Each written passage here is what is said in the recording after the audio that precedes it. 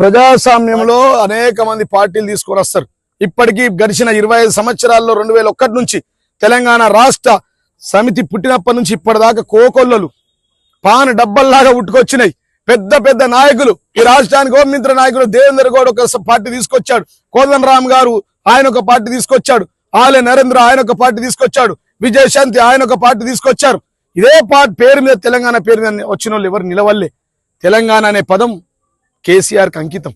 తెలంగాణ ఇప్పుడు సరే ప్రజాస్వామ్యంలో ఎవరు ఉంటారు, దానికి ఏముండయి. కేసీఆర్ కు 4.5 కోట్ల ప్రజలు, కొడుకులు, బిడ్డలు, తండ్రులు, తల్లులు, అవ్వలు, బాపులు. ఆయన కుటుంబాన్ని ఎప్పుడు అది చేసుకోలే. కేసీఆర్ కుటుంబం అంటే ఇప్పుడు నేనున్నా, కేసీఆర్ కొడుకు రక్తం పంచుకొని పుట్టకున్నా, రక్తం పట్టుకొని పుంజుకున్న కంటే ఎక్కువ ప్రేమ మా మీద. మాకు 2 సార్లు 3 సార్లు టికెట్ ఇచ్చాడు, 2 సార్లు ఎమ్మెల్యే చేశాడు నన్ను.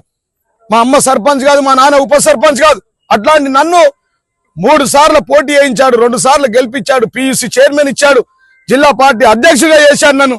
అంటే కేసీఆర్ కు జీవన్ రెడ్డి కొడుకు కంటే ఎక్కువ, బిడ్డ కంటే ఎక్కువ. అట్లా తోడబుట్టిన వాళ్ళు మాట్లాడితే అది చూస్తారు, కర్మ సిద్ధాంతం అది వారికే వర్తిస్తుంది, అది త్వరలోనే మీరు చూస్తారు. ఇప్పుడు కడుపులో పుట్టినటువంటి బిడ్డ మాట్లాడిందంటే ఆమె విజ్ఞతకు వదిలేస్తాం మేము.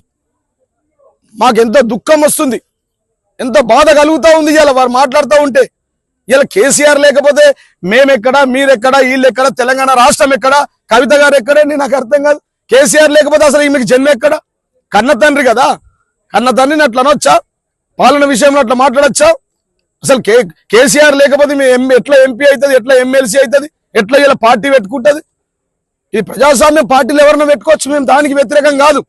కేసీఆర్ మాట మంచిగా మాట్లాడకపోతే ఫ్యూచర్ లో వారు అనుభవిస్తారని చెప్పి సందర్భం తెలియజేస్తున్నాను. జై తెలంగాణ.